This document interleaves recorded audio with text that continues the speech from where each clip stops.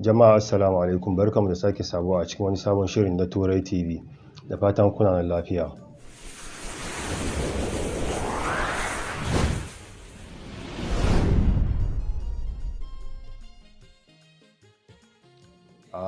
Yau za mu bayani ne akan makarkashiya da kuma ababen da kulle-kullen da kasar Faransa take wa nahiyar Afirka da kuma bakaken fata a fadin duniya gabaki daya. Tun a shekara ta 1945 da kasar Faransa ta ba wasu daga cikin kasashen Afirka 'yancin kai. A wancan lokacin sai ta ba su zabi akan ko sun zaba su kasance da suna tare da Faransa ko kuma so suke Faransa ta cire hannunta a cikin harkokinsu na yau da kullum gabaki daya. To hakan da an ka yi, wasu suka ce ba su yadda ba, so suke a ba su 'yancin kai 100%. Wasu kuma suka ce sun amince Faransa ta ci gaba da yi musu jagora akan harkokinsu ta yau da kullum.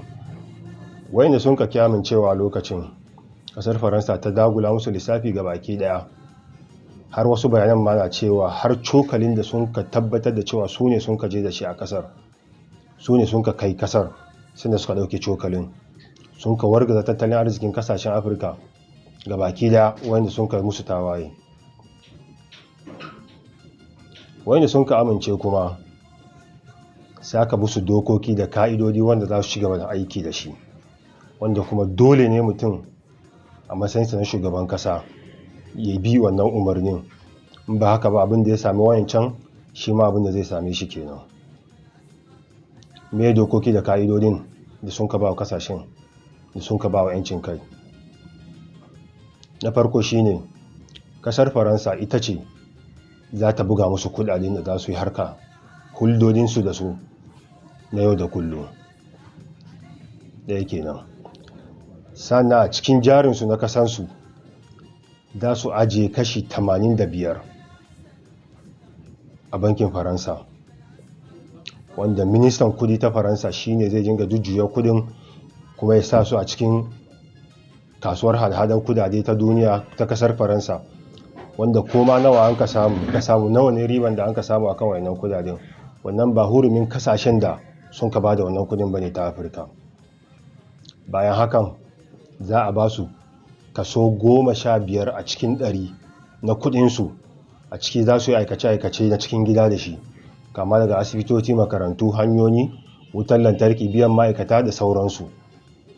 Sannan idan suna bukatan karin kudi, dole ne sai sun rubuta a rubuce wa kasar Faransa cewa suna bukatan karin kudi, wannan kudaden da an ka ba su ba ta ishe su ba.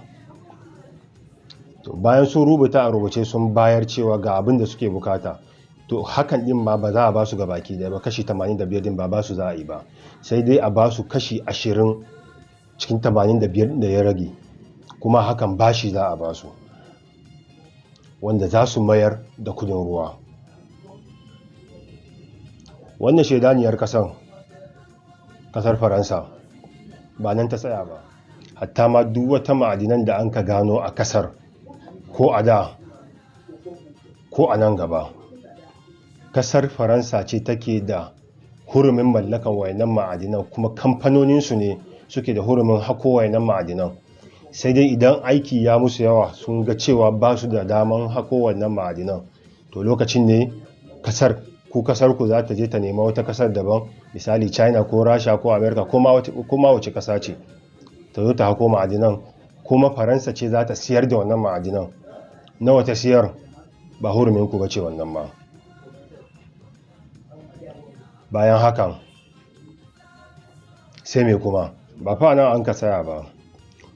Wayannan kasashen da nake muku bayani akai guda 14 ta bakaken fata a Afirka ta yamma da kuma tsakiyar Afirka, a cikin kasashen da Faransa ta tilastawa biyanta dubban kudade duk shekara tun daga shekarar 1945 zuwa yau, sun hada da Senegal da Mali da Ivory Coast da Guinea Bissau da Togo da Jamhuriyar Benin da Burkina Faso da Niger da cameroon da chadi da afirka ta tsakiya da equatorial guinea da gabon da kuma congo.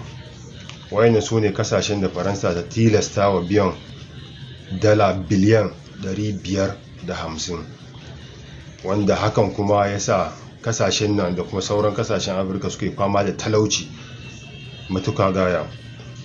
Yasa dole ne ya kamata ce bayan allah a afirka sun hada kai don su kwato wa kansu yanci daga hannun faransa. Da hakan nake cewa assalamu alaikum.